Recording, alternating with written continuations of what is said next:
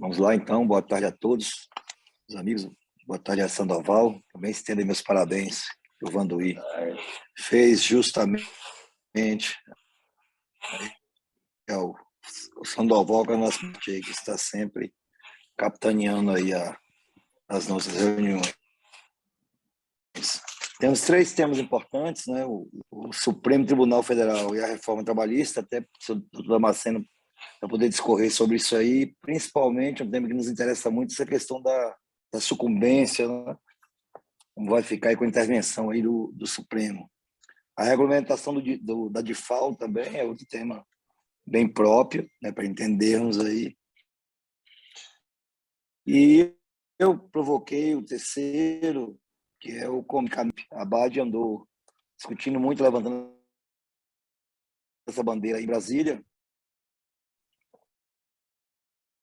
E na semana passada fui provocado pelo pessoal da Abras, né?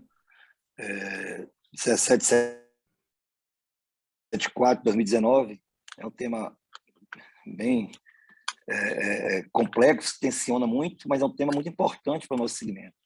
Então, eu acho que tem essa bandeira levantada para o pessoal de supermercado. Tem um PL em curso, nós estamos meio que especialistas em PL. Então, é um tema que interessa muito. Eu gostaria muito que nós aprofundássemos mais em relação a esse PL aí dos nossos amigos supermercadistas, entender que colaboração nós podemos dar, porque eu acho que a gente deveria quebrar esse monopólio, né? Devemos quebrar esse monopólio, que é um faturamento importante para o nosso segmento, além, eu vejo também, um apelo social bem interessante, a disponibilização de medicamentos sem prescrição médica ao alcance aí de outros pontos de venda. Então, essa colaboração, a gente pode iniciar os trabalhos, doutor Marcelo. Muito bem, então vamos fazer um pequeno resumo dos 3 temas e, em seguida, nós abrimos para nossas conversações.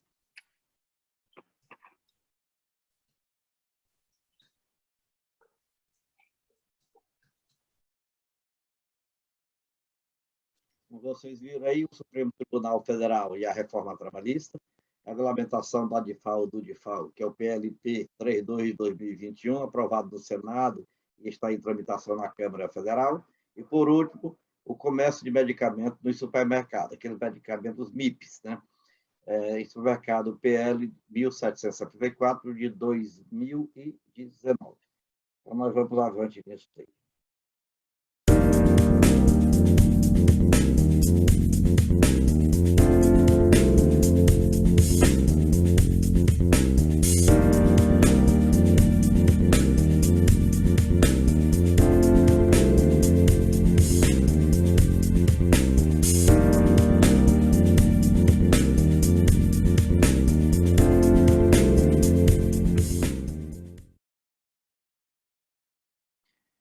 Supremo Tribunal Federal e a reforma trabalhista.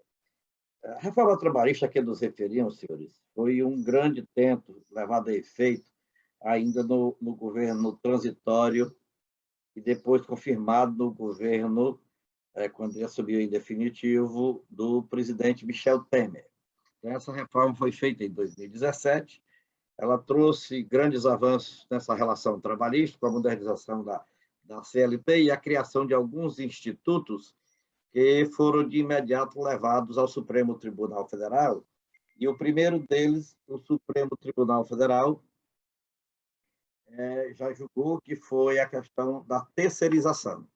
Então, o Supremo decidiu que era válida a norma que dizia que poderia haver a terceirização dos serviços, tanto nas atividades fim como nas atividades meio. Então, isso ficou pacificado e a Procuradoria-Geral da República continuou questionando, juntamente com a ANAMATRA, que é a Associação Nacional dos Magistrados Trabalhistas, para derrubar mais alguns artigos da CLT que foram inseridos na reforma de 2017.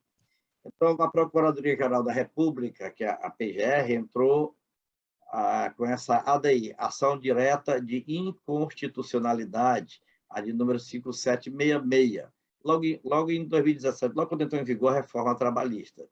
Eles queriam derrubar diversos itens E desses itens, o Supremo Tribunal Federal, semana passada, no dia, acho que foi dia 18, dia 20, no dia 20. Dia 20 foi sexta-feira, né? Resolveu, sexta foi quinta-feira, resolveu o seguinte, em duas situações. Ó. Inconstitucional, por 6 votos a 4, o beneficiário da justiça gratuita não pagar a perícia e os honorários advocatícios comerciais. Então, vamos explicar isso. São dois dispositivos que foram acrescidos pela reforma na CLT, que dizia o seguinte, que a parte sucumbente, a parte perdedora, independente fosse o empregado ou fosse o empregador, pagaria as custas periciais, que eram feitos pelo perito, e os honorários sucumbenciais, advocatícios sucumbenciais. Então, era paritário. Qual a finalidade desses dispositivos? Era exatamente para que se evitasse as reclamações que muitas vezes são feitas visando um acordo quando não tem razão de existir. E são muitas no Brasil que o reclamante vai simplesmente para tentar um acordo, sabendo que não tem direito.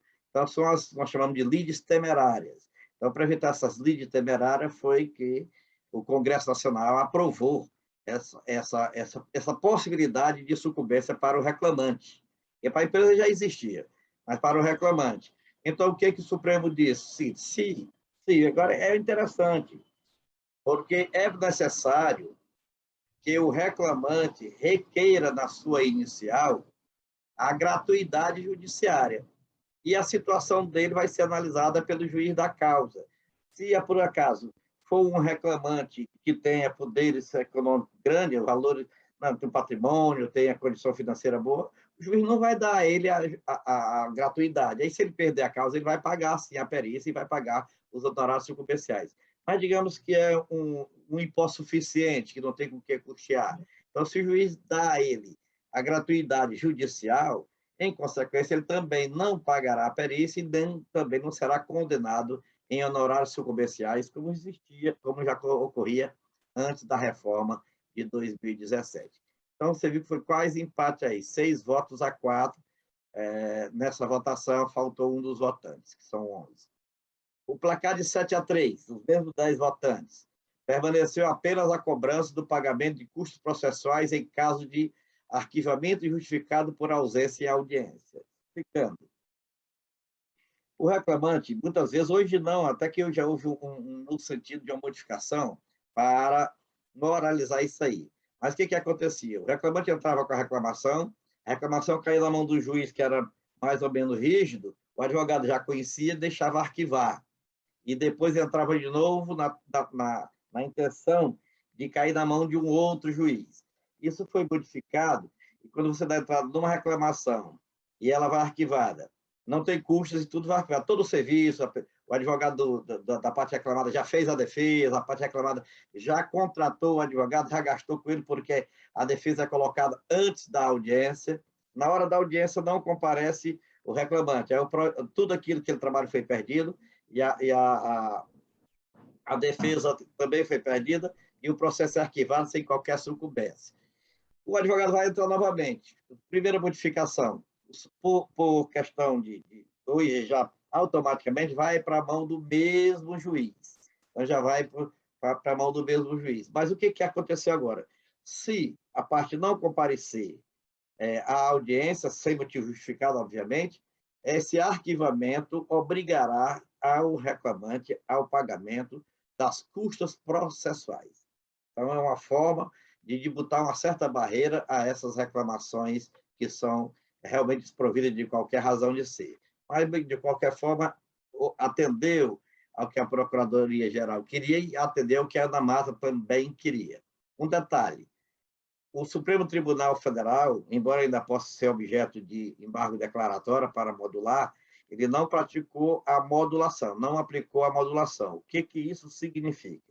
Significa que o reclamante que perdeu causa e era beneficiado da justiça gratuita, e perdeu causa e pagou honorário, se começar de 2017 para cá, poderá entrar com ação pedindo a devolução desses honorários. Óbvio que é uma ação que ele vai entrar contra o advogado do reclamado que recebeu esse dinheiro. É muito difícil, mas, de qualquer forma, a lei autorizou, porque quando não houve modulação, significa que esses dispositivos nasceram mortos. Ou seja, desde a sua origem, desde o momento em que eles entraram em vigor, eles já não tiveram vigência.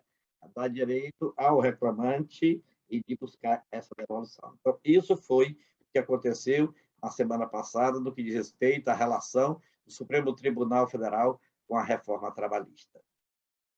Regulamento da DIFAL é a questão do e-commerce. É o PLP 32 de 2021, que teve origem na lavra do senador Cid Gomes, do Ceará, foi aprovado por unanimidade no Senado e tramita agora na Câmara Federal. É bom que se explique, porque muita gente, esses grandes grupos que trabalham com e-commerce, inclusive tem alguma ação, tem alguma decisão judicial no sentido da desobrigação do pagamento do ICMS referente à diferença de alíquota da operação interna do estado de destino para a operação interestadual entre os estados de destino e origem e destino. Como a exemplo de esses grandes grupos que nós já sabemos perfeitamente, como a Amazon, a Magalu e entre outros. Mas só que a Constituição já diz, e já passou a fase de transição, que o ICMS da diferença, o ICMS da diferença de alíquota, da DIFAL, é devido ao estado de destino. Então, o que eles estão ganhando na justiça é a desobrigação de pagar esse ICMS. Então, com isso, o valor comprado diretamente por esse meio de comercialização é bem mais barato do que o produto adquirido das lojas no destino, o que traz uma concorrência desleal e bem desigual. Então, o que o Supremo decidiu? É que a regulamentação, embora esteja isso na Constituição Federal, é necessário que haja uma lei complementar para regulamentar. E isso foi regulamentado através de um convênio com FAS. Então, o Supremo decidiu que o convênio com FAS não é suficiente, é preciso que se aprove. Esse dispositivo está sendo inserido na Constituição, e foi inserido na Constituição, está sendo regulamentado pelo PLP 32 de 2021, que foi aprovado no Senado, está na Câmara Federal, e na Câmara Federal ele precisa de urgência na sua aprovação. Por isso, a secretária da Fazenda do Estado do Ceará, em nome do Concefaz, pediu a que todos trabalhassem para que houvesse a aprovação imediata deste projeto de lei.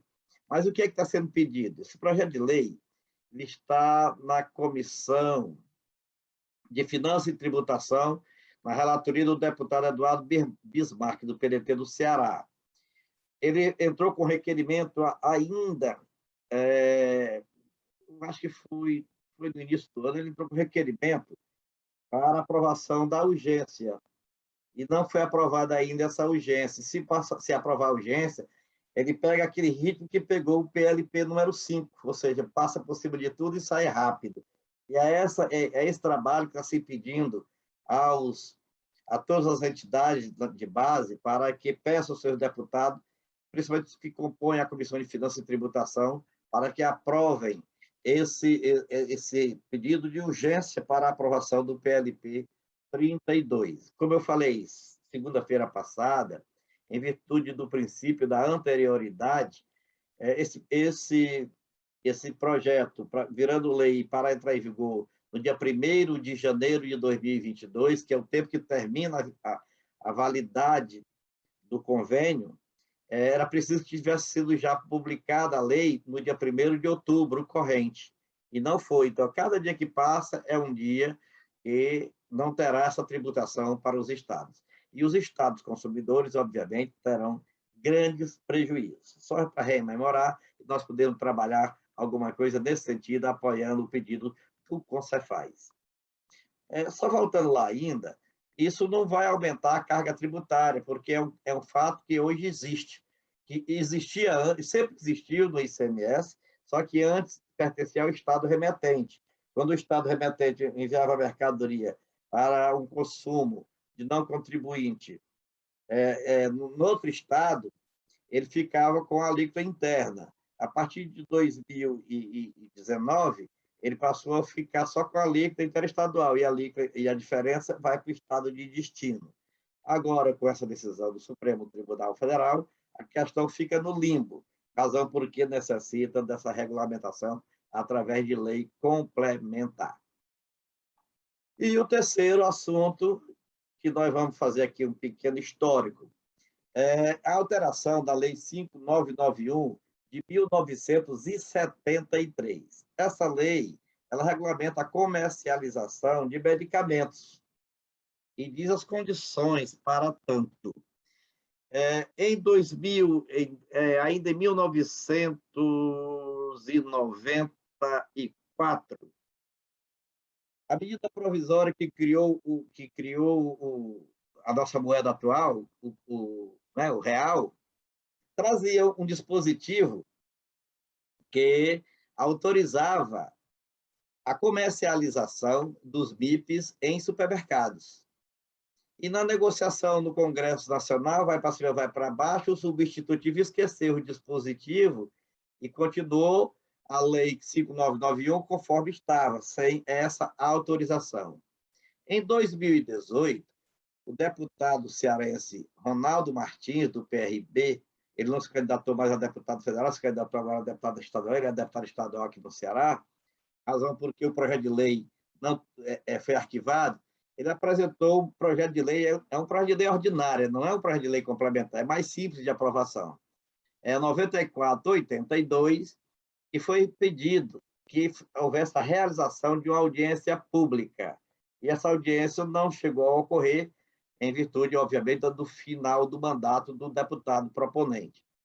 Em 2019, logo no início da nova legislatura, o deputado Glaustin Focus, do PSC de Goiás, apresentou o projeto de lei número 1774, e agora, recentemente, foi apensado o projeto de lei 1896 de 2021, do deputado Darcy de Matos, que tem o mesmo pedido, o mesmo objeto, a mesma situação. O que é acrescentar um dispositivo que diz o seguinte: os medicamentos isentos de prescrição, essa prescrição não é aquela prescrição de tempo, né? É de receita, no caso, assim classificada pelo órgão sanitário federal em normas regulamentares, poderão ser dispensados e comercializados em supermercados e estabelecimentos similares, sem a necessidade de intervenção de farmacêutico para a dispensão.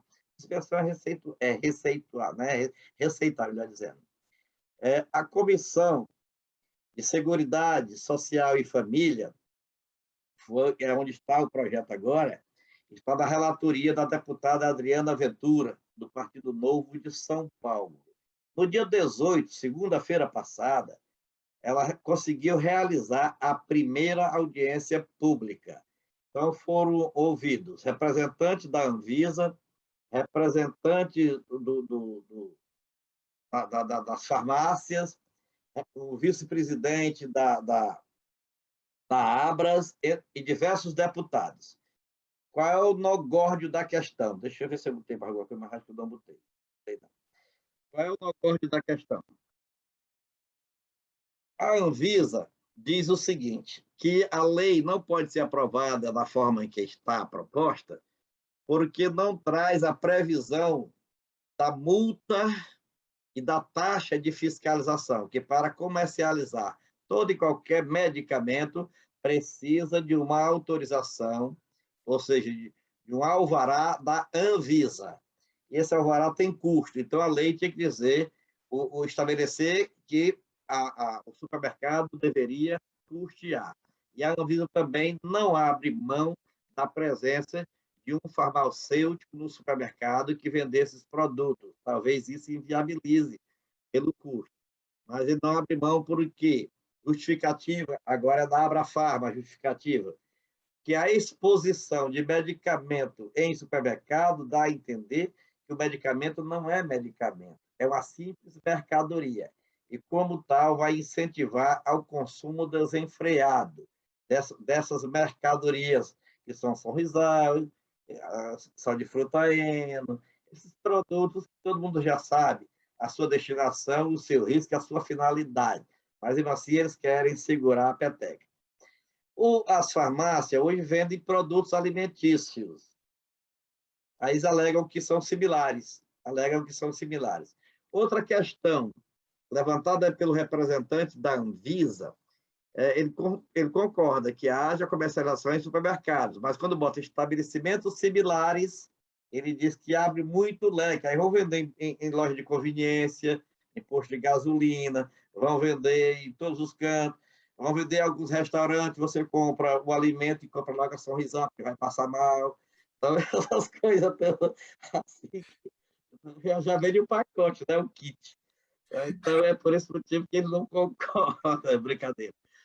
Ele não concorda, mas se tirar os similares, deixar só em supermercado, o equivalente supermercado, etc., até que eles não botam muita objeção, desde que tenha pedido, ou então estabelecimento do poder de fiscalização da Anvisa, do alvará de funcionamento pela Anvisa, de funcionamento e de venda pela Anvisa, e do custo desse alvará e do custo da taxa de fiscalização. Então, essa lei 1700, esse projeto 1774 tem que trazer um dispositivo nesse sentido, foi o que ele adiantou.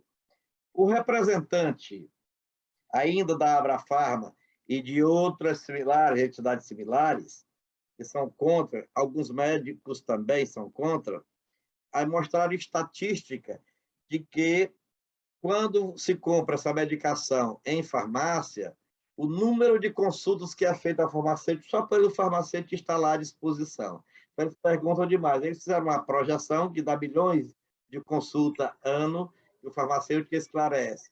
E um percentual mostrando que as pessoas que compram nesse supermercado, que compram nessas farmácias, saem muito mais esclarecidos sobre essa medicação do que os que comprariam sem ter essa orientação de um farmacêutico. A relatora do projeto deixou uma dica. O que ela quer? Ela não quer argumento econômico. Ela não quer argumento que fundamente quem vai levar vantagem e quem vai levar desvantagem. Ela quer argumento que prove que a venda é segura e que beneficia o consumidor nesses velhos rincões do Brasil, ou seja, pelo interior do Brasil. Se justificar isso, ela caminha com o projeto. Então, Antônio, ela deixou toda a audiência, deixou todas as dicas possíveis de se poder colaborar com a Abras no sentido da aprovação desse projeto. Basta que se apresente essas emendas à relatora para que ela faça no seu relatório o substitutivo, atendendo às demandas das diversas entidades e segmentos envolvidos nesse procedimento. Tá ok? Era isto que nós tínhamos para hoje.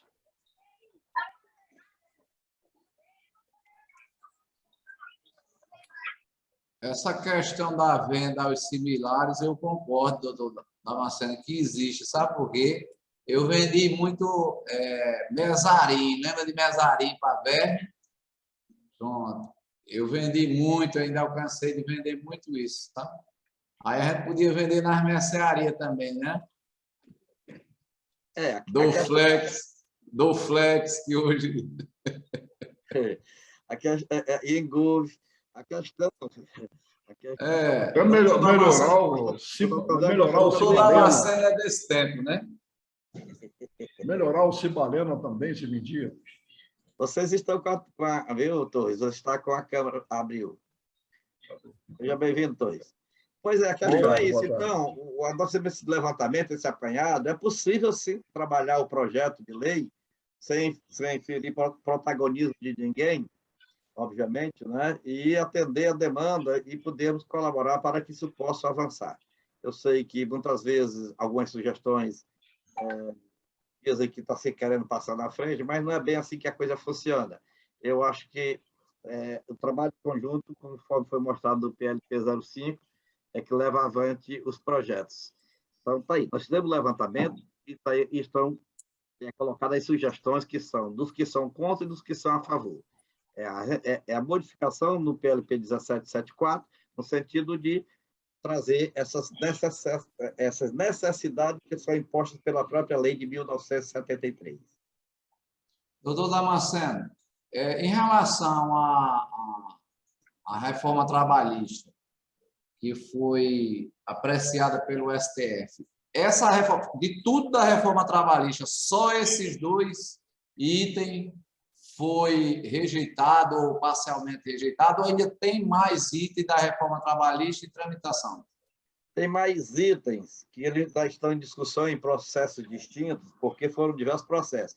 Esse processo é da Procuradoria, mas tem o processo da Anamata, tem processo de alguns partidos políticos, como o PSOL.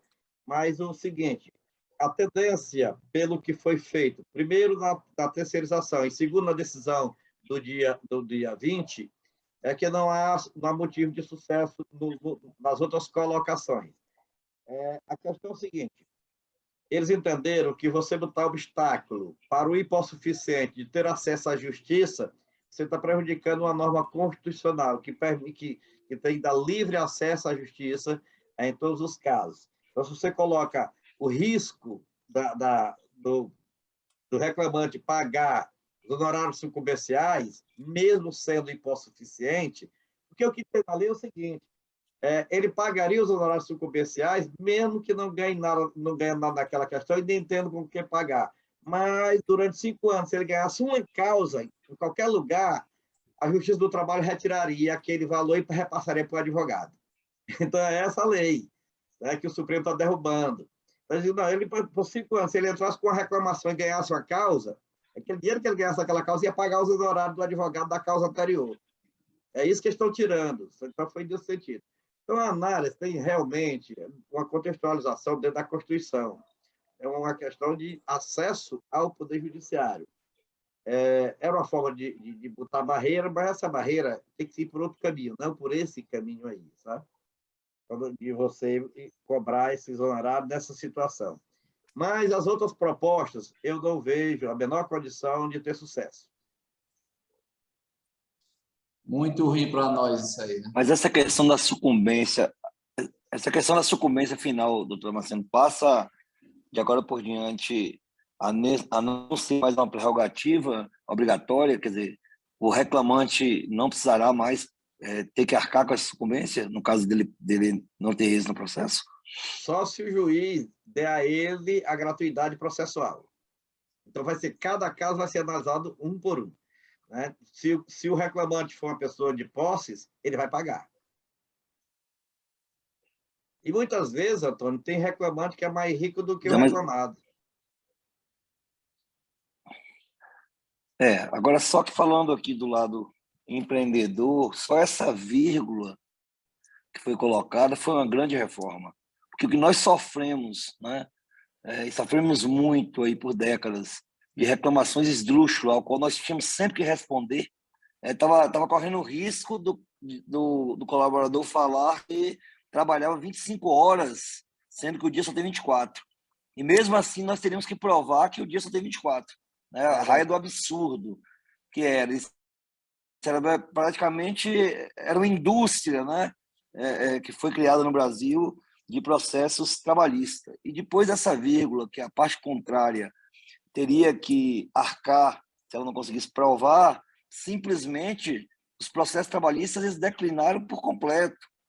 Então, mostra que um lado aí estava totalmente desfavorável em relação ao outro, né? O empreendedor saía em muita desvantagem. Com esse novo posicionamento, nós nos preocupamos muito. Né? Vai ter que... Aí o cara vai pedir sempre, eu não tenho condição de arcar. Se é um colaborador, um funcionário, a tendência é que o juiz conceda para ele a gratuidade. Não é isso? Então, assim, isso realmente está muito preocupante. E passa a valer quando essa nova movimentação? A partir do momento da publicação da ata. Ou seja, a qualquer momento. Deve ser de hoje para amanhã. Sim.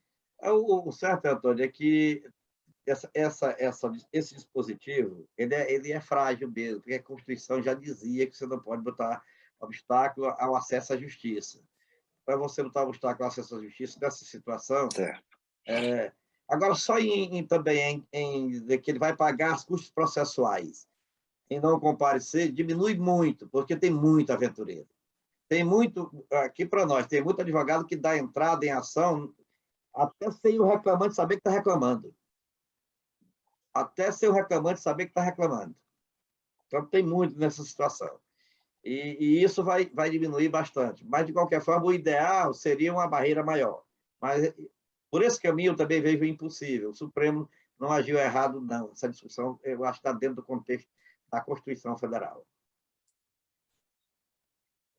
Ok? Mais alguma colocação? Doutor. Nós discutimos na semana passada a questão das transferências, que tem os projetos de lei tramitando, e o Supremo Tribunal Federal está julgando. Inclusive, a ABAD, através da UNEX, que agora é o Instituto, conseguiu ser amigo escuro para participar do julgamento. Só que é do embargo declaratório, e embargo declaratório não tem direito à sustentação oral. Então, é só você estar dentro do polo ativo da ação, mas não tem muita repercussão na decisão. Então, não se deve esperar que o Supremo Tribunal Federal regulamente a situação. A situação depende realmente de lei e tem mais de um projeto de lei tramitando. É preciso se trabalhar aqueles projetos de lei para garantir o crédito nas transferências. Óbvio que eu vejo o seguinte, que o setor atacadista não faz muita transferência interestadual. E por não fazer muita transferência interestadual, não vai ter muito problema. Mas o problema maior na regulamentação é que, se um estabelecimento, ainda em relação ao ICMS, nós temos a autonomia dos estabelecimentos, tanto que cada estabelecimento, para efeito de ICMS, tem uma inscrição própria, mesmo que seja dentro do Estado, mesmo que seja dentro do mesmo Estado. Quando você compra a mercadoria para um estabelecimento, gera o crédito à aquisição do ICMS. Você transfere essa mercadoria para um outro estabelecimento da mesma empresa. E ele vai vender, esse estabelecimento que saiu não tem débito. E o estabelecimento que recebeu a transferência não tem crédito. Quando vende, vai recolher cheio. Então, fica uma questão, e a Constituição autoriza. E a lei complementar, a lei Candir também autoriza digamos, a desconsideração do crédito da aquisição quando a saída não é tributada. Então, isso precisa, sim, de uma regulamentação através de lei. Então, discutir a matéria lá no Supremo Tribunal Federal, pedir uma modulação, pedir isso ou pedir aquilo outro, não resolve a questão em definitivo. É preciso que se trabalhe o Supremo Tribunal Federal, mas é muito mais importante que se trabalhe o Legislativo, porque o Supremo Tribunal Federal só vai modular. O mérito já julgou, ele não vai mais reformar o mérito. O mérito já disse, não incide ICMS na transferência de mercadoria entre estabelecimentos do mesmo titular. Então, não incide ICMS, isso não vai ser mais modificado. Não tem modulação que modifique. O que a modulação vai modificar? Vai dizer, a partir de tanto, a partir de 2022, a partir de 2023, ou até que saia uma lei, ou coisa parecida, somente isso. Mas, obrigatoriamente, isso precisa ser regulamentado em lei. Por isso, é necessário que os interessados estejam atentos aos projetos de lei que estão tramitando no Congresso Nacional. Tem um projeto de lei tramitando na Câmara Federal e tem um projeto de lei tramitando no Senado Federal. O da Câmara Federal foi apresentado a pedido da Abras, e é preciso que nós acompanhemos e modifiquemos, porque ele realmente vem bem frágil, ele não dá a garantia necessária para essas operações. Eu digo isso se o setor comércio atacadista e distribuidor tem interesse, ou faz, ou pratica com assiduidade transferências entre estabelecimentos. Se não pratica, não interessa o assunto. Se pratica, o assunto é de interesse do setor. Certo? O Damasceno. Pois não, Sandoval, pode seguir, se já... Não, você é mais bonito, fala primeiro, eu falo depois. Agora eu perdi de lambuja. Os mais novos primeiro, Sandoval, por favor. Sandoval, por favor. Obrigado. A maioria dos atacados de São Paulo compra para filial em Goiás. A maioria, a grande maioria, os grandes todos fazem isso, não é novidade, não é segredo, até porque é uma operação legal. Eles compram das companhias, a maioria das mercadorias, para sua filial em Goiás, ou no Distrito Federal, ou no Espírito Santo, mas eles fazem em Goiás porque o frete é mais barato, né? Vamos chamar se tivesse que pagar frete. E transferem para São Paulo, e eu não sei o que eles fazem aqui com os créditos, né? Porque vai com 7, volta com 12. E quando vende aqui, vende, enfim, vende nas alíquotas de cada produto. A gente devia lidar um pouquinho melhor, mais próximo disso, porque, pelo que eu entendi, isso, como você falou, doutor, não vai existir, porque na Constituição não tem destaque de ICMS. Se não existir, esta operação morre totalmente, porque pegar mercadoria vinda de Goiás, estou falando como exemplo, Goiás serve para outros lugares também, sem crédito, transferência sem crédito para cá, na hora que sair cheio para venda, eles perdem a competitividade. Então, eu não defendo nenhuma coisa nem outra, eu defendo o que é justo para todo mundo e, principalmente, isonomia para todos, né? Isonomia tributária.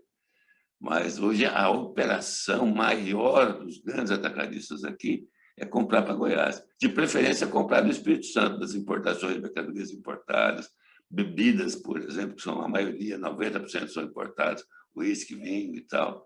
Tudo tirado do Espírito Santo já, com preço lá embaixo. Fatura para Goiás e Goiás transfere para São Paulo e São Paulo vende aqui no mercado. Eu acompanho porque eu tenho algumas ferramentas que a companhia adquiriu, e a gente vê exatamente a diferença que faz comprar mercadoria para Goiás e depois transferir para cá.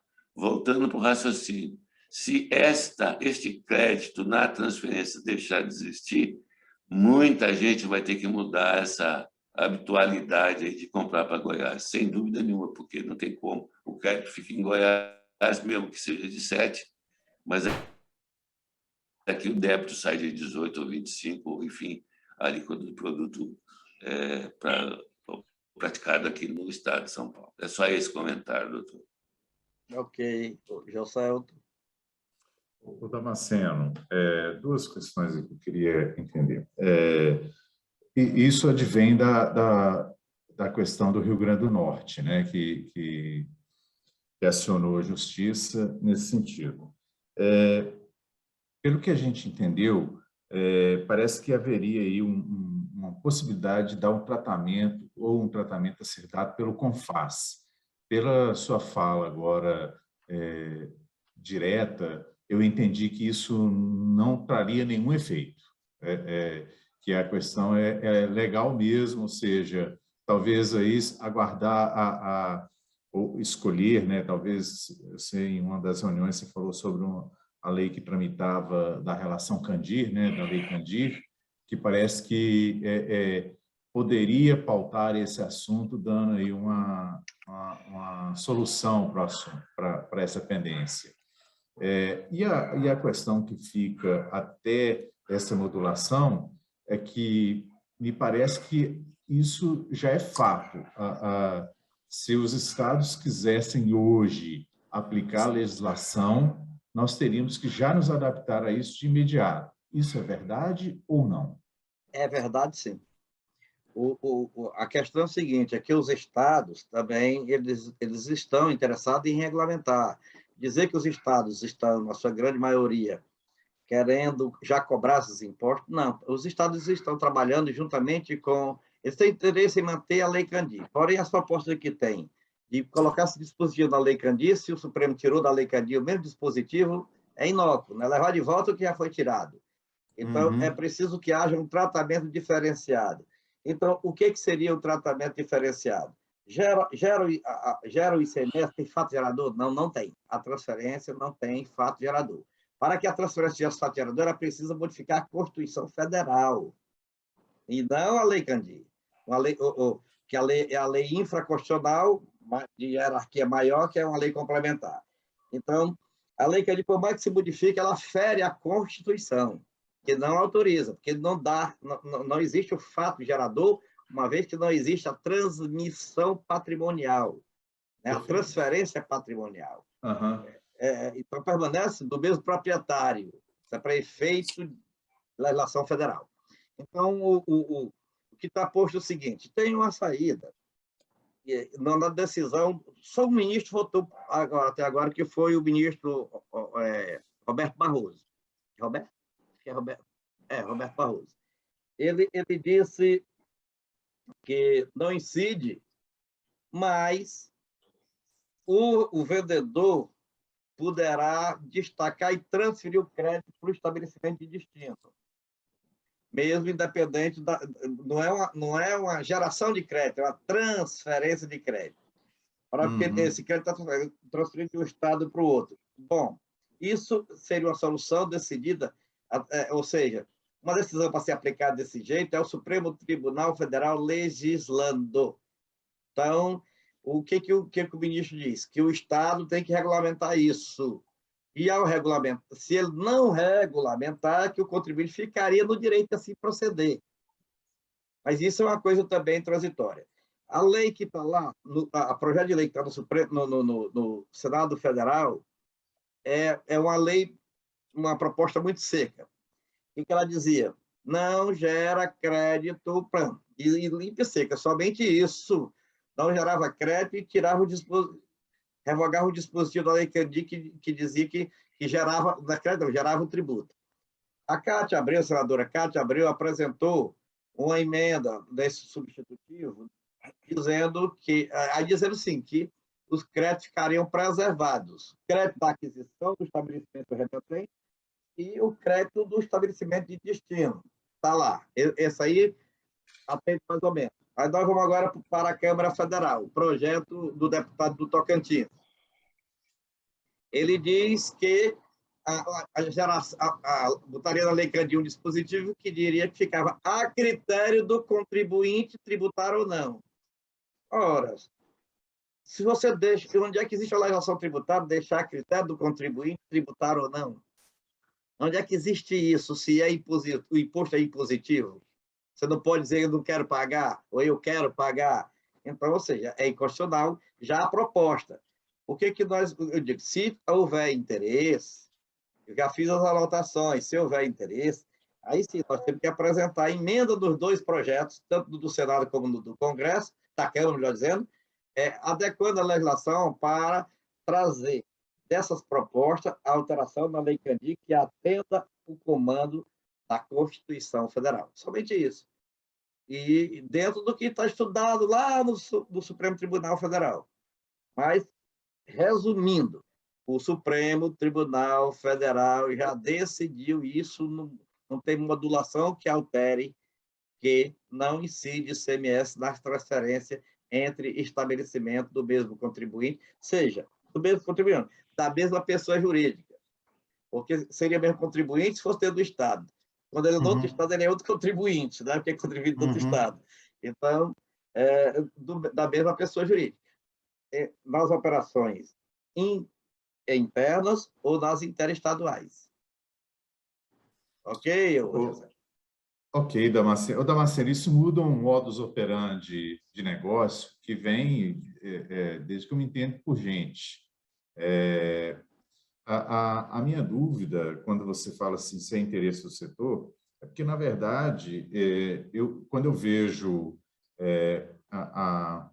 essa questão, eu vejo ela, assim, além de alterar o modus operandi, não só do nosso setor, mas de todas as cadeias, ela muda a forma de se trabalhar entre qualquer empresa que queira criar uma filial em qualquer estado. Então, eu estou em Alagoas, quero criar uma filial em Pernambuco.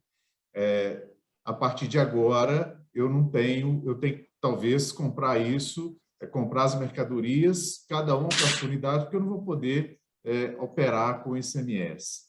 E, pelo que eu entendi também na forma que a gente trabalhou, o ICMS que viria também, chegou a se falar que os estados teriam que decidir se ele seria estornado, se ele não seria estornado, como é que ele seria tratado, não é isso? A lei já está dizendo que é estornado. É estornado? A própria lei já define a lei já isso. diz que é estornado. É essa a questão maior. Porque você compra com crédito de tributo e sai sem crédito, estorna o crédito que entrou. Essa é a lei. Então, pronto. Assim, não tem mais falar nada. É prejudicial demais ao setor. É prejudicial. Olha, é o seguinte, você só do seu tempo que você tem nascido, se você nasceu de 89 para cá, viu? Porque isso é de 1989, viu? O corpo não nega. Aqui o ICMS nasceu em 89, né? Em março de 89. O ICMS nasceu em março de 89. Isso é ICMS. Aí eu estou brincando, mas é verdade. Então, olha, eu estou colocando essa situação porque trata de ICMS. Nós estamos com esses projetos lá tramitando. A Abras já pediu apoio, e quem me encaminhou o projeto da Abras foi o Juliano. Né? Aí o Juliano, na segunda-feira, disse: vamos fazer uma pesquisa para ver se nós podemos levar isso aí para a ABAD. Eu quero fazer duas colocações aqui. Nem todo assunto aqui que nós trazemos e podemos trabalhar, a ABAD poderá trabalhar, por questão da nacionalização, aquela questão de interesse de todos os estados, né? E se nós formos esperar todos os assuntos que são urgentes, vamos esperar que faça uma enquete para saber se concorda ou discorda, eu acho que também nós vamos perder. Ou seja, nós temos que discutir os assuntos aqui e deixar eles bem latentes para que cada estado, todos possam trabalhar dessa forma aí. É obrigado que se trabalhe sempre através da Associação Brasileira, uma vez que, às vezes, tem conflito de interesses, né, entre uma afiliada e outra, mas é por isso que eu estou colocando, estou aqui tirando a dúvida, explicando o tema para que nós analisemos o que podemos fazer, o que pode ser feito para que isso seja resolvido. Dizer que o CONFAZ ou que o CONCEFAZ está querendo já cobrar isso aí, não, o CONCEFAZ está trabalhando para regulamentar, tem interesse que seja regular isso aí. Eu digo isso porque, pelo contato que eu tenho com o CONCEFAZ. Então, eles estão trabalhando no sentido de regulamentar isso aí, mantendo o status quo antes do julgamento. Obrigado, Damasceno. Damasceno, esse DIFAL, ele é dispensado, porque aqui na Paraíba o governo cobra ele, né? Cobra das empresas do CIF Nacional, de todos. Ele cobra aqui. E nos outros estados, quais são os estados também que não cobram? Ou todos os estados cobram esse DIFAL? Na Bahia, por exemplo, também, cobra? Cobra. Agora, aí a questão é o e-commerce, né? Você está trazendo que de e-commerce, está tendo uma dificuldade. Porque, é o e-commerce. Só para nosso entender, segmento cobra. Só um minutinho. Wander, só para você entender, quando é no e-commerce, e o destinatário é consumidor final, sem contribuinte, o responsável pela retenção e repasse é o fornecedor de origem. Então, não adianta você falar que a Paraíba, a Bahia vai querer. Agora, a não ser que ela seja na venda. Mas nós somos estados consumidores, do Nordeste, principalmente é estado consumidor. Quando o destinatário é contribuinte do ICMS, o remetente tem nada a ver. Então, quem vai cobrar é o estado de destino da entrada. Então, é uma situação diferente. Mas hoje, quando nós falamos em e-commerce, normalmente é contribuinte, destinatário não contribuinte do ICMS. Né, Antônio? Mas eu estou falando em relação a contribuinte, eu não estou falando em relação a e-commerce. Um contribuinte do CIF Nacional, por exemplo, quando entra uma mercadoria na Bahia, ele paga o diferencial da alíquota? Ele recolhe na Bahia? Ele recolhe. Aqui paga. Isso foi para consumo. Todos os estados recolhem isso? Então, no caso, Recolhe o problema. os estados estão recolhendo isso em regulamento. É isso, doutor Damasceno? É isso que precisa de regulamentar, é isso? Vamos de novo aqui. O Toninho dele, foi cortada a voz dele aí, que conclua, Toninho, que depois responde o Vanduí. Veja, a discussão está sendo levantada principalmente em relação ao e-commerce. Tá. Né? Com o e-commerce não está sendo cobrado essa diferença. E aí está existindo uma descompetibilidade. Além da perca significativa dos estados, que ele cobra quando nós comercializamos ou quando outros estados comercializam para o nosso estado, está tendo uma descompetitividade desleal, né? no segmento, na cadeia de abastecimento como um todo. O problema é que o contribuinte normal paga e o e-commerce não paga a default. Aí realmente é um problema de competitividade horrível. Isso. O estado de origem não pode cobrar porque não é dele, é do estado de destino. E não existe uma lei dizendo que pode cobrar. Aí fica o limbo. Mas isso, como nós estamos falando mais do e-commerce, porque o e-commerce é a responsabilidade do estado de origem, do contribuinte que remete. Quando a mercadoria vem normalmente, sem ser por e-commerce, e o destinatário é um contribuinte, o estado de entrada tem controle. Aí pode cobrar.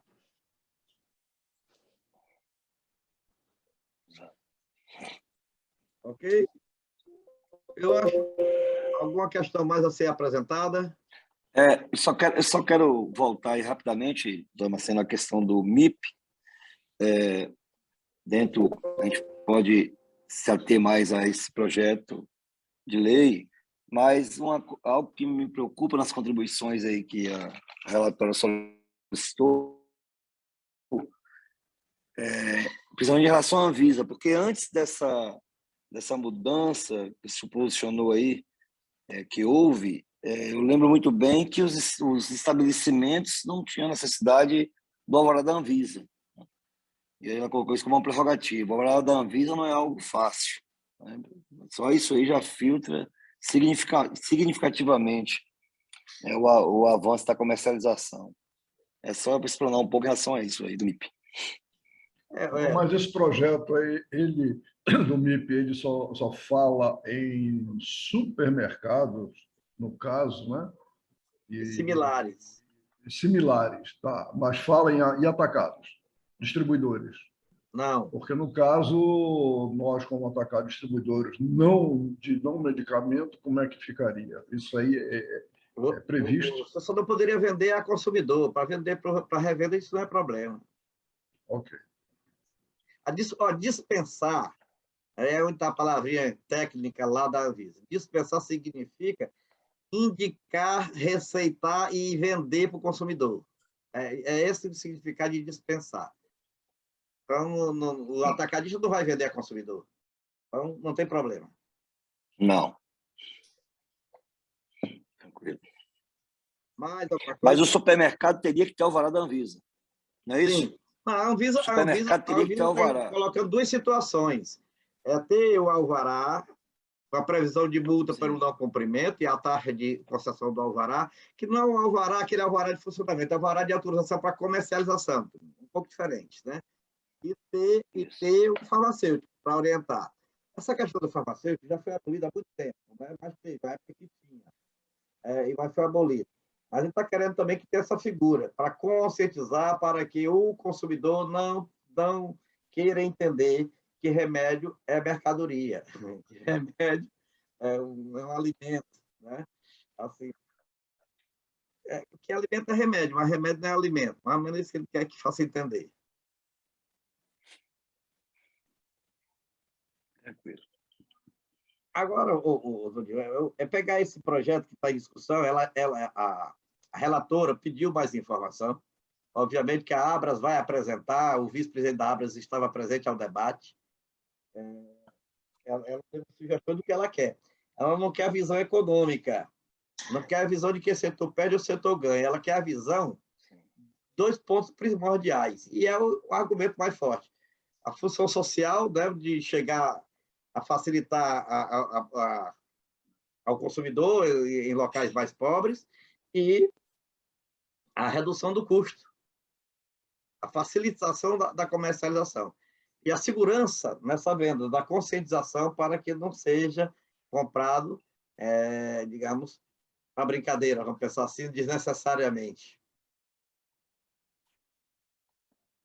Isso foi o que ela colocou na colocação final dela. Ela disse na colocação final dela. Mais alguma coisa? Bom, estamos todos silenciosos, Toninho, para encerramento.